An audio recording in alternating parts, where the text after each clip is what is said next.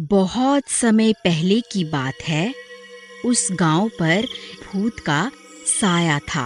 वह अक्सर रोज रात को आने जाने वालों को परेशान करता और मार दिया करता था। कभी वो उनके पालतू जानवरों को मार देता था।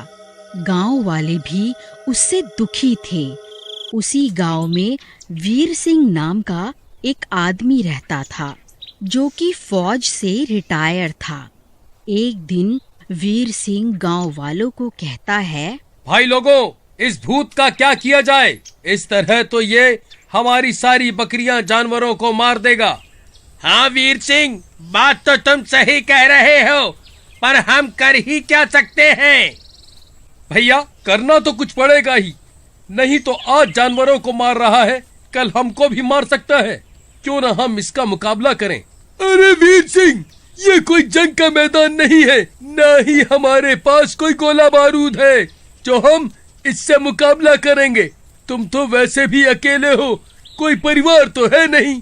भैया, लेकिन मेरा परिवार तो तुम गांव वाले ही हो, और मैं जो भी कह रहा हूँ इस गांव की भलाई के लिए कह रहा हूँ। लेकिन गांव वाले वीर सिंह की बात नहीं सुनते और वहाँ से चले जाते हैं। और ऐसा ही होता है। उसी रात वो भूत एक रोहन नाम के गांव वाले को उठा के ले जाता है। अरे भूत जी, मुझे मत ले जाओ, मेरे छोटे छोटे बच्चे। तुम भारतीय लोग क्या समझते हो? मैं मरने के बाद तुम्हारा पीछा छोड़ दूंगा? मरेगा तो तू जरूर।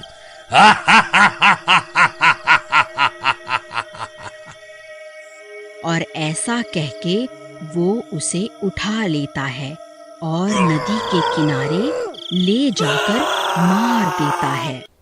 ये कहानी है गरीब हेमलता और उसकी 3 मासूम बच्चियों की। हेमलता अपने 3 बेटियों के साथ एक छोटे से गांव में रहती थी। कुछ दिनों पहले ही हेमलता के पति की नदी में डूबने की वजह से मौत हो गई थी, जिसकी वजह से हेमलता के सिर पर दुखों का पहाड़ टूट पड़ा था। एक रोज हेमलता की बड़ी बेटी पूर्वा अपनी माँ हेमलता से कहती है, माँ, बहुत भूख लगी है। पिताजी के बाद से हमें पेट भर खाना तक नसीब नहीं हुआ। पूर्वा ऐसा बोल ही रही थी कि तभी दरवाजे पर खटखटाने की आवाज आती है। हेमलता दरवाजा खोलती है। लाला के हाथ में खाने पीने का काफी सामान होता है। वो पूर्वा को सामान पकड़ाता है और बोलता है, अरे मेरी प्यारी प्यारी बच्चियों, ये देखो, मैं तुम सबके लिए खाना और फल लाया हूँ। तुम सब पेट भरकर खाना। अरे हेमलता, आखिर कब तक ऐसे अपनी बेटियों को भूखा रखोगी? अरे मैं तो कहता हूँ कि तुम मेरे साथ मेरे घर चलो, तुम्हें मैं रानी बनाकर रखूंगा और तुम्हारी तीनों बेटियों को पिता की कमी नहीं होने दूंगा। हेमलता गुस्से से बोलती है, लाला, जरा अपनी उम्र का तो ख्याल क्या होता, और मेरे पति को मरे हुए कुछ दिन नहीं बीते कि तुम मुझ गरीब पर बुरी नजर डालने लगे। अरे अरे अरे अरे अरे, मैं तो बस तीनों बच्चियों के लिए कह रहा था। अरे मेरे तो ना आगे कोई है ना पीछे कोई। तुम मेरे जीवन में आ जाओगी तो तुम्हें भी सहारा मिल जाएगा और मेरा भी भला हो जाएगा। लाला, आप मेरे बच्चों के लिए इतना सब खाना लाए, उसके लिए आपका धन्यवाद। अब आप यहाँ से जा सकते हैं। हेमलता की बात सुनकर लाला वहाँ से चला जाता है कि तभी आसमान में काले बादल छाने लगते हैं। माँ, लगता है बहुत जोर की बारिश होने वाली है, और जरा देखो तो हमारे छप्पड़ की छत भी टूटी हुई है। तुम चिंता न करो मेरी बच्चियों, सब ठीक हो जाएगा। मैं अभी जंगल जाकर लकड़ियों और बांस का इंतजाम करती हूँ, फिर हम मिलकर अपने छप्पड़ की छत ठीक करेंगे। तुम पीहू और छुटकी का ध्यान रखना। मैं जंगल से लकड़ियाँ लेकर जल्द ही घर आ जाऊंगी। ऐसा बोलकर हेमलता जंगल से लकड़ियाँ काटने चली जाती है कि तभी आसमान में जोर से बिजली कड़कने लगती है।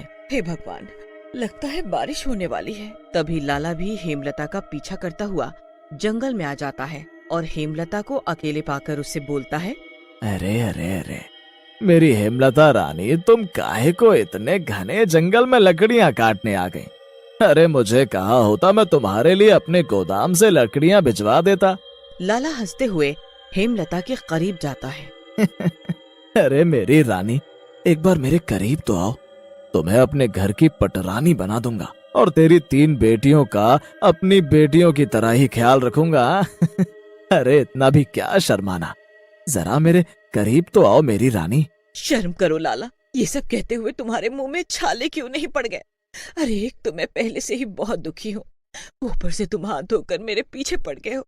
दूर हटो मुझसे, और अच्छा होगा तुम यहाँ से चले जाओ। लाला हेमलता के करीब जाता है और बोलता है। लाला को अपने करीब आते देख हेमलता बहुत डर जाती है।